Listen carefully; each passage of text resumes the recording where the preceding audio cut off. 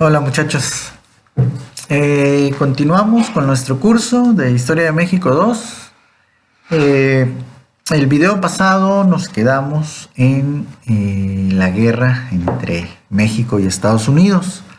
Y bueno, ahí vimos que el resultado, ¿no?, de esta guerra fue pues la pérdida de más de la mitad del territorio nacional, ¿no?, de lo que era México. El 55% se fue ahí para los Estados Unidos, ¿no? Y pues Estados Unidos es donde se convirtió pues en el país, en el segundo país más grande de América, ¿no? Y el tercer país más grande del mundo, ¿no? Bueno, ya después adquirió Alaska y ahí se convirtió en el tercer país más grande del mundo. Primero Rusia, luego Canadá, ¿no? Y luego ya Estados Unidos. Luego ya viene China y ahí México quedó como no sé, como en el 10º por allá, ¿no? Pero pues México ocupaba ese lugar, ¿no? El segundo lugar más grande de América y el tercero más grande del mundo. Pero después de 1848, que fue cuando se firmó el famoso Tratado de Guadalupe Hidalgo, Tratado de Paz y Amistad de Guadalupe Hidalgo, pues ahí cambió la geografía de México, ¿no? Y quedó como la conocemos en la actualidad, ¿no? Ahora ya lo saben. Bueno, entonces pues fue un evento duro, ¿no?, para la sociedad mexicana. Imagínense cómo se sentía el pueblo, pues no mal, humillado, derrotado. Ese era el ambiente que se percibía. Inclusive al mismísimo Santana le pegó muy duro esto.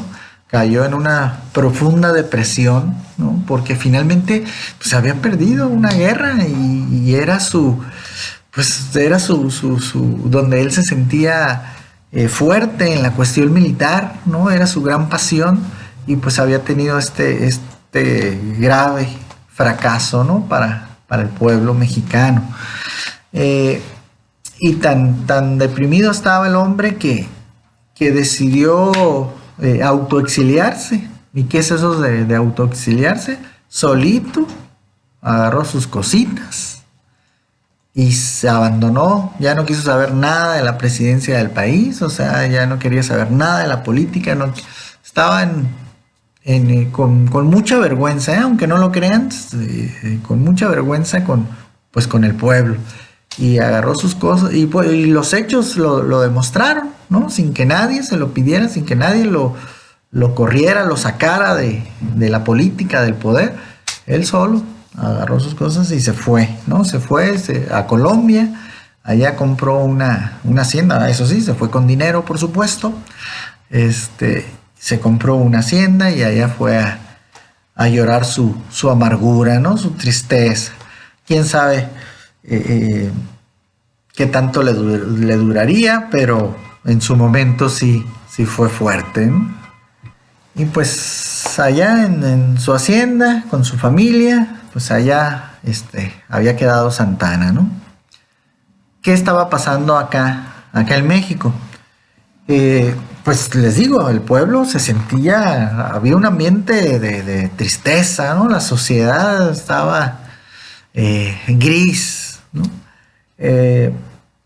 Y los congresistas mexicanos, el Congreso mexicano, pues ante la ausencia de Santana, dijeron, pues, necesitamos un nuevo presidente. ¿Qué vamos a hacer? El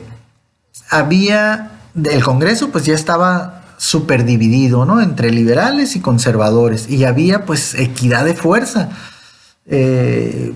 En muchas ocasiones los conservadores tenían mayor número de diputados y senadores, tenían mayor fuerza política, y en este periodo esa era la situación, porque de alguna manera Santana, cuando perdió la guerra con los Estados Unidos, pues andaba en su etapa de conservador. Entonces le había dado mucho apoyo a los conservadores, y pues los conservadores quedaron, digamos, bien parados políticamente, ¿no? Había, les digo, muchos congresistas conservadores de esta ideología. Y bueno, uno de ellos, el líder pues de la bancada de los conservadores, era un personaje llamado Lucas Alamán. Lucas, así era, Lucas Alamán, no alemán, Alamán. Era un intelectual, ¿no? Alguien con mucho conocimiento, era abogado, historiador, filósofo. Intelectualmente estaba muy bien preparado, ¿no? Había dedicado su vida pues a eso, a prepararse en cuanto a conocimientos, y pues era muy respetado, por los demás congresistas, inclusive algunos liberales pues también lo respetaban. Pero Lucas Alamán, a pesar de estar metido en la política, de tener todas estas virtudes, ¿no? Toda esta preparación, no era popular, es decir, no era conocido, no era una persona conocida por el pueblo de México, era conocido por el sector, por los políticos, por los intelectuales, ¿sí? Eso sí, pero por los campesinos, los obreros, todo el macizo pues de la sociedad mexicana. No, la verdad es que no era un personaje popular, ni carismático, pues, ¿no? Por lo mismo, no, sus discursos, digamos, no llegaban a la sociedad, no impactaban tanto a la sociedad como eran los discursos de Santana, que Santana sí, pues tenía esa chispa, ese carisma. Y bueno, él pues obviamente le decía al pueblo mexicano que era un pueblo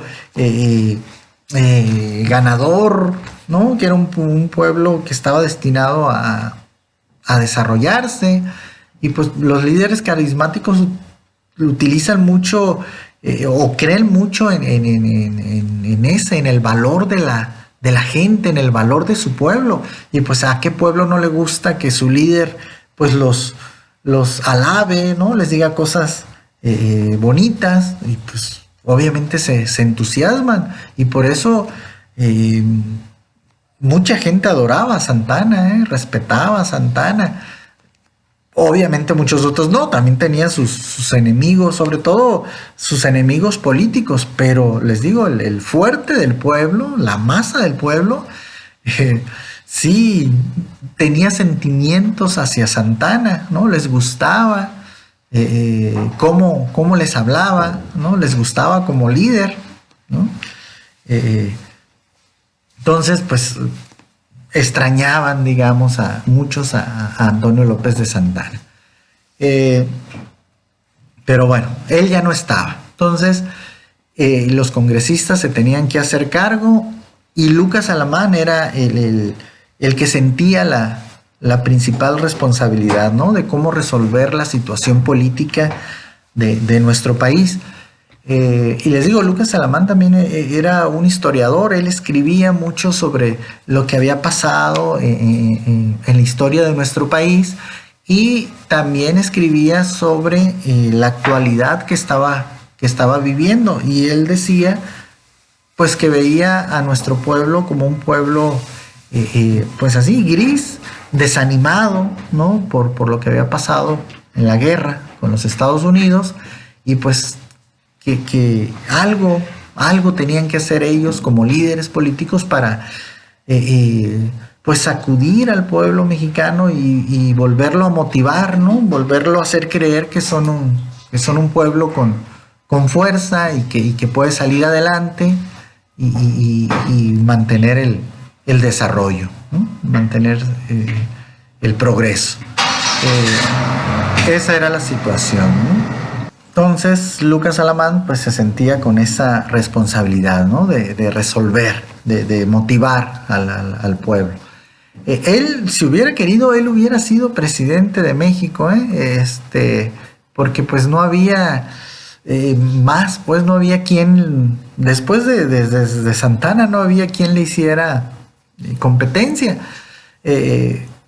hubiera ganado las elecciones. A lo mejor mucha gente no hubiera votado, ¿no? Porque, pues, les digo, no era muy popular Lucas Alamán, pero tampoco hubieran votado por alguien más. La verdad es que Santana había ocupado esa figura central, pues, ¿no? De México. Entonces, pues a Santana sí lo conocían, hasta las piedras, pues en México. Todo el mundo sabía quién era Santana.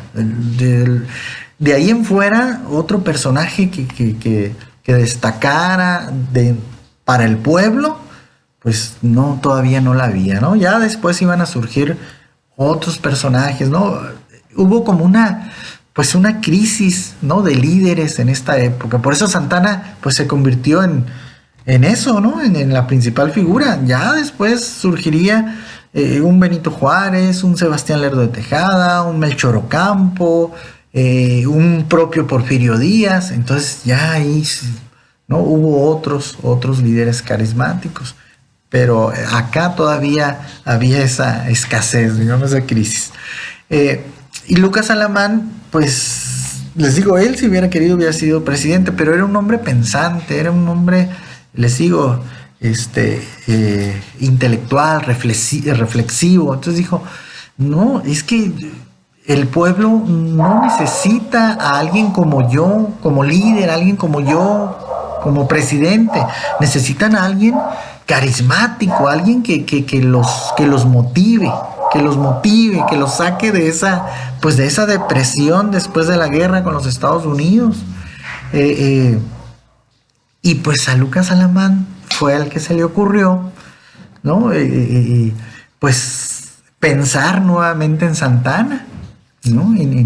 En traer de su exilio a Antonio López de Santana para que volviera a gobernar nuestro país, para que fuera nuestro presidente. Y ustedes dirán, pues ni tan inteligente, ¿no? Ni tan no es tan buena idea. Pero Lucas Alamán tenía todo un plan, toda una estrategia. O sea, Santana es el que iba a dar la cara, ¿no? Porque pues para que la gente lo viera, lo reconociera, ¿no? Y se le entregara nuevamente, porque les repito, si algo era Santana, era popular. Pero decía Lucas Alamán, pero yo voy a estar tras él, yo voy a estar gobernando y tomando las decisiones pues más prudentes, más coherentes para sacar adelante al pueblo de la crisis económica y política y social y de todo. Y bueno, y Lucas Alamán sabía que Santana lo respetaba. De hecho, Santana, al único político que respetaba era precisamente a Lucas Alamán. Era el único que lo consideraba también como un hombre sabio, pues, ¿no? Lo respetaba. Entonces, ese era el plan de Lucas Alamán. Traer a Santana, que él diera la cara como presidente y él gobernar a través de Santana, ¿no? Entonces, ahora podrán ver que pues era un plan complejo, ¿no? Que no a cualquiera se le hubiera ocurrido y que sonaba bien. Teóricamente, la verdad es que sonaba bien, ¿no? Juntar a alguien popular con alguien que tuviera mayores conocimientos para sacar adelante la crisis, ¿no? Entonces, pues Lucas Alamán organiza ahí una comitiva de conservadores para que vayan a Colombia a buscar a Santana y hablen con él, ¿no? Ahora sí que de su parte. De hecho, Lucas Alamán también iba a mandar un escrito, ¿no? De su puño y letra dirigido a Santana. Y bueno, y ahí va la comitiva, ¿no? Salen a Colombia, efectivamente se entrevistan con el expresidente Santana y pues le dicen, ¿no? Venimos de parte lo primero que le dicen de parte del licenciado Lucas Alamán y él envía por ti, ¿no? Aquí está, te manda esta carta y bueno, le dice que la patria te necesita. Obviamente Lucas Alamán era muy inteligente, sabía por dónde llegarle a Santana, lo conocía y bueno, ¿no? Que la patria lo necesita y que por favor viniera a rescatar pues a su pueblo, ¿no? Entonces, pues Santa Anna, al leer la carta firmada por Lucas Alamán y escuchar a los emisarios, ¿no? Pues le brillan los ojitos, ¿no? Se siente, pues, lo que le gustaba, ¿no? Se siente importante, ¿no? Por las palabras que le dedicaba Lucas Alamán, y se iba a motivar Santa Anna, porque realmente seguía en depresión. O sea, ahí estaba metido en su hacienda, nada más, no hacía otra cosa.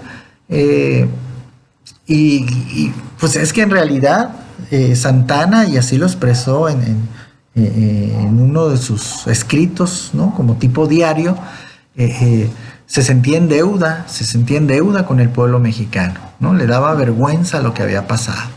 Entonces cuando dice Santa Anna, pues si Lucas Alamán va a estar en mi equipo de trabajo, me va a estar apoyando para gobernar, va a ser mi principal consejero, pues podemos hacer cosas buenas, ¿no? Para el pueblo y salir adelante. Entonces tomó la decisión de regresarse a México, ¿no? De regresarse a México para llevar a cabo el plan, ¿no? El nuevo gobierno. Santa Anna regresa en 1853 a nuestro país, y para ese año de 1853, pues Lucas Alamán, junto con los conservadores, ¿no? La bancada conservadora, ya habían seguido planeando cómo motivar al pueblo, cómo lograr que el pueblo se motivara otra vez con la presencia de Santa Anna, ¿no? Cómo el pueblo recibiera bien a Santa Anna, ¿no? Cuando llegara de nuevo a nuestro país. Y bueno, parece increíble, lo que les voy a contar, pero fue cierto, ¿no? Ya ven que les había comentado que Santa Anna había perdido una pierna, ¿no? En una guerra contra los franceses, en la famosa Guerra de los Pasteles, ¿no? Estamos hablando de 1839, un poquito antes de la guerra con los Estados Unidos. Pues llegaron al colmo, al grado de estos conservadores, para organizarle pues como una campaña política, ¿no? A Santa Anna, de desenterrar la dichosa pierna, ¿no? Que ya estaba pues los puros huesos, ¿no? Toda descarnizada, y ponerla, ¿no? Así en un ataúd, como si fuera pues, de cuerpo entero, ¿no? Un cuerpo entero, y empezar a hablar de Santa Anna como un héroe de guerra, ¿no? Diciendo pues que hasta había perdido una pierna, pues le decían al presidente cojo también algunos por esa cuestión, que hasta había perdido una pierna por defender a la patria, por tratar de ¿no? sacar a los invasores franceses en su época, y después a los invasores gringos, ¿no? Como decían, o yanquis. Entonces, ese iba a ser la retórica, el mensaje hacia el pueblo, ¿no? De poner a Santa Anna como un héroe de guerra. Y bueno, decían verdades, efectivamente. Santa Anna, sí, pues sí, perdió la pierna en la guerra, ¿no? Contra los franceses. Sí, es cierto, mostró gran valentía al enfrentar a los Estados Unidos, ¿no? Pero no decían los errores de Santa Anna, ¿verdad? Los errores que había cometido. Eso no venía al caso, no les convenía para su objetivo. Entonces decían las puras cosas buenas, que les digo, sí eran verdades, pero eran verdades sesgadas, como se dice, o verdades a medias, porque no decían la otra parte, los errores que había cometido este personaje, ¿no? Desde que no les dio chance a los tejanos de su libertad, de cuando no le quiso pagar a los franceses los daños, y luego pues el haber invadido Texas y provocó todas esas circunstancias que son tomadas como equivocaciones o errores, pues, ¿no? De Santana. Eso no entraba. Entraba nada más lo de la valentía, ¿no? De este personaje, lo del héroe de guerra. Y pues miren, como siempre ha sucedido, o como ha sucedido comúnmente, pues el pueblo mexicano pues se lo iba a tragar, se iba a tragar este discurso, esta campaña, ¿no? Y campaña publicitaria, esta imagen de Santana de héroe de guerra, ¿no? Entonces, pues iban a victoriar otra vez el nombre de Santana, ¿no? De viva Santana, ese sí, ¿no? Da la vida por nosotros, y etcétera, etcétera. Entonces, sí lograron motivar al pueblo mexicano, ¿no? Y que el pueblo mexicano otra vez, pues, se sintiera vivo, ¿no? Orgulloso de lo que eran y de lo que era su líder, su gran líder histórico ya durante varios años, como era Santana, ¿no? Entonces, sí lograron sacudir la tristeza de la gente y que volvieran los vivas, ¿no? Entonces, cuando llega Santana por Veracruz en 1853, pues se imaginarán, ¿no? Todo aquello parecía carnaval, ¿no? O sea, la gente estaba esperando ya a Santana, ya se le había hecho su campaña. Y pues Santana llega con su familia, su esposa, y pues Santana se ve gratamente sorprendido, ¿no? No se esperaba un recibimiento así, y pues obviamente muy contento, ¿no? Y bueno, Santana llega a Veracruz, y desde Veracruz su viaje, porque en esa época recuerden que era, ¿no? A pura carreta, no había todavía ni carreteras, ni automóviles, ni entonces, a pura carreta. Así se la aventó hasta la Ciudad de México, les repito, como un carnaval, ¿no? Estaban las vallas de gente ahí victoriando a Santana, ¿no? Y pues les digo, Santana feliz, ¿no? También entusiasmado con la idea de pues hacer un buen gobierno para retribuirle a la gente ese cariño que le mostraban a pesar de lo que había pasado, ¿no? De lo que él se sentía culpable y responsable. Decía, pues vamos a hacer mejor las cosas, ¿no? Para beneficiar a la gente. Traía buenas intenciones, o sea, se le habían despertado buenas intenciones. Desgraciadamente para el pueblo y para el mismísimo Santana, ese mismo año de 1853, ¿qué creen que pasó con Lucas Alamán? Lucas Alamán muere de cuestiones naturales, ¿no? De corazón, y fue ahora sí que un paro cardíaco fulminante, y fue así, ¿no? Entonces ya no iba a estar Lucas Alamán de un día para otro. Entonces eso a Santana le iba a pegar muy fuerte, muy fuerte.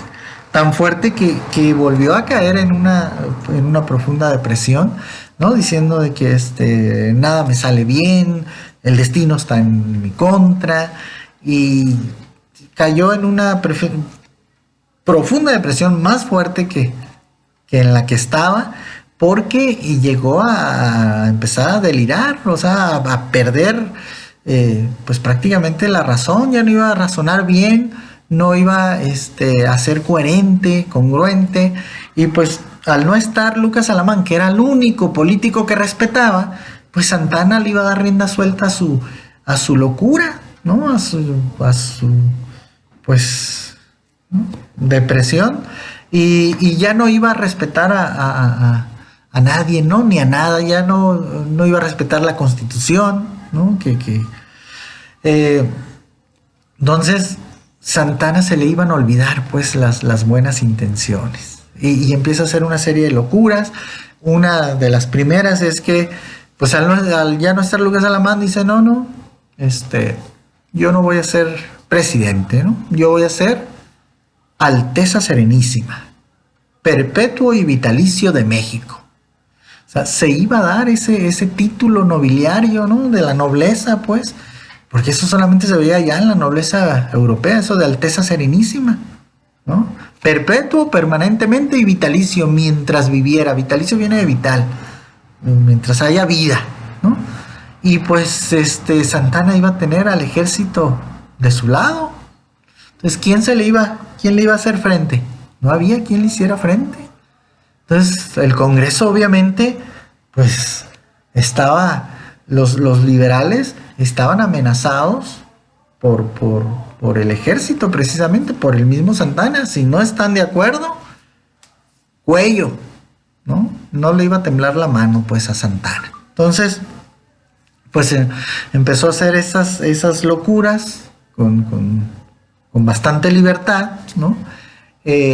Y después de eso, pues Santana se empieza a dar una gran vida, ¿no? La vida de Alteza Serenísima. Empieza a hacer grandes fiestas ahí en el Palacio de Gobierno, invita a nobles europeos, príncipes, archiduques, duques, ¿no? Con los gastos pagados, obviamente.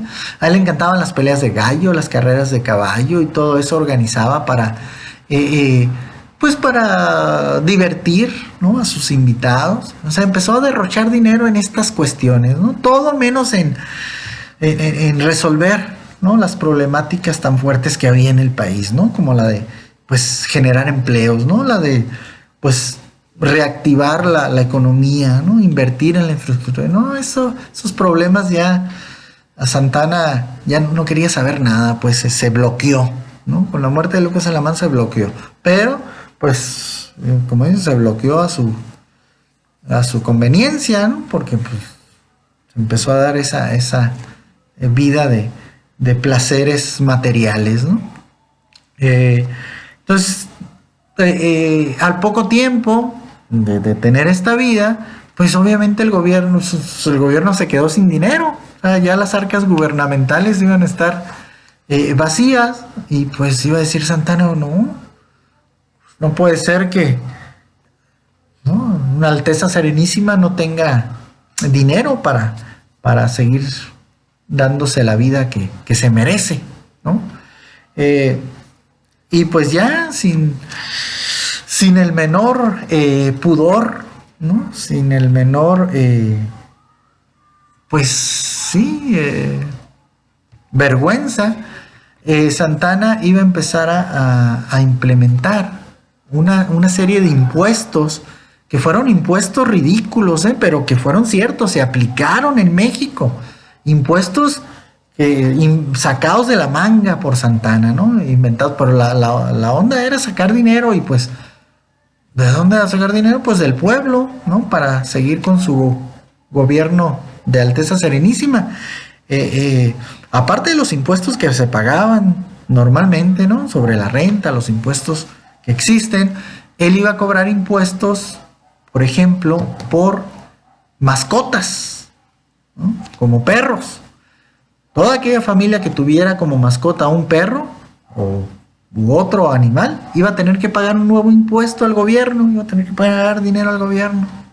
¿Okay? Impuestos sobre puertas y ventanas. ¿Okay? Aquellas casas que tuvieran más de 2 puertas o más de 2 ventanas iban a tener que pagar un nuevo impuesto al gobierno. Impuestos sobre árboles, ¿no? Aquellas casas que tuvieran más de 3 árboles tenían que pagar un nuevo impuesto al gobierno. Díganme ustedes si no eran ridículos, ¿no? Pero se aplicaron. Imagínense cómo se puso la gente, ¿no?, el pueblo. Pues ya se les iba derrumbando el héroe de guerra que les habían construido. Entonces ya empezaban, ya no había vivas, ¿no?, sino mentadas al presidente, ¿no?, a la Alteza Serenísima, porque pobre de aquel que se dirigiera a él como presidente, al calabozo, o sea, a la cárcel, por no dirigirse a él como su Alteza. O sea, a ese grado de locura, pues. Entonces cobró esos impuestos Santana, se siguió dando su vida de Alteza Serenísima, y al poco tiempo otra vez ya no tenía dinero. Y otra vez, sin el menor pudor, sin el menor orgullo, sin la menor dignidad, Santana, después de haber perdido todo el territorio que se perdió con Estados Unidos, Santana decide vender, ahora sí, que la primera vez que México iba a vender propiamente un territorio, y a Estados Unidos, ¿no? Este territorio se llama La Mesilla, un territorio que estaba entre Estados Unidos y Sonora, ¿no? Sonora no es un territorio muy grande, pero pues valioso, tanto así que Santana lo pudo vender en 7.5 millones de dólares. Este sí fue en dólares, fíjense, 7.5 millones de dólares. Y ahí en el mapa ustedes van a ver que es un territorio pequeño en comparación de todo el territorio que se había perdido con Estados Unidos en el Tratado de Guadalupe Hidalgo. Y ahí Estados Unidos nada más dio 15 millones de pesos. O sea, una prueba más de que ni al caso, pues, esos territorios se perdieron en la guerra, pues no los compró Estados Unidos, se perdieron en la guerra, ¿no? Y apretó el cuello a México para que firmaran ese Tratado de Guadalupe Hidalgo, ¿no? Las cosas como son. Entonces, Santana vende ese territorio, ¿no? Se hace a través de dinero, de capital, para seguir con su gobierno, ¿no? Y ya ahí miren que el pueblo mexicano nos caracterizamos por ser aguantadores, pero pues ahí ya fue la gota que derramó el vaso. Ya el pueblo mexicano dice, no, ya, o sea, este está loco, no hay que sacarlo. Y empiezan los levantamientos armados. El primer levantamiento armado en contra de Santana iba a ser el llamado Plan de Ayutla, o le iban a llamar Revolución de Ayutla, liderado por liberales, ¿no? En este caso, sobre todo por el liberal Juan Álvarez, ¿no? Y otro personaje, creo de apellido Villarreal, creo que era Florencio Villarreal, pero Juan Álvarez fue el que se convirtió en más popular, digamos. Era un hacendado ya de edad, ¿no? Unos 60 años aproximadamente, Juan Álvarez, pero que estaba muy, muy enojado, ¿no? Muy, muy indignado por lo que estaba haciendo el presidente Santana, y él llama a las armas, ¿no? En el pueblito de Ayutla, en Guerrero, y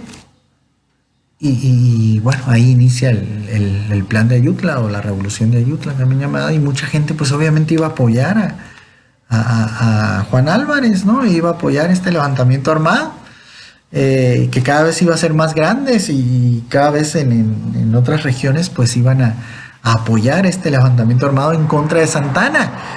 Ya en este plan de Ayutla, en esta revolución, ya iban a estar los jovencitos, todavía jovencitos, Benito Juárez, Melchor Ocampo, Sebastián Lerdo de Tejada, el propio Porfirio Díaz, ¿no? Esta camada que después iba a ser muy importante en la política, ¿no? de México.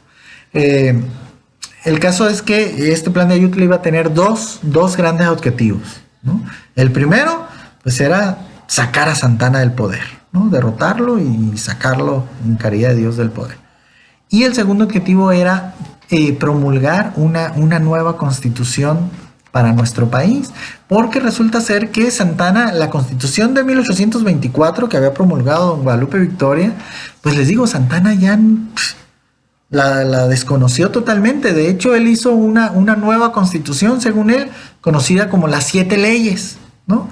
Donde precisamente, en resumen, esa constitución le daba todo el poder a él, ¿no? Entonces, ya los mexicanos no sabían ni cuál era la constitución, pues, que los gobernaba, ¿no? Entonces dijeron los liberales, tenemos que promulgar una nueva constitución, que queden muy claras las leyes, los derechos y las obligaciones, ¿no? Y cuál va a ser el camino de México, que va a seguir en México.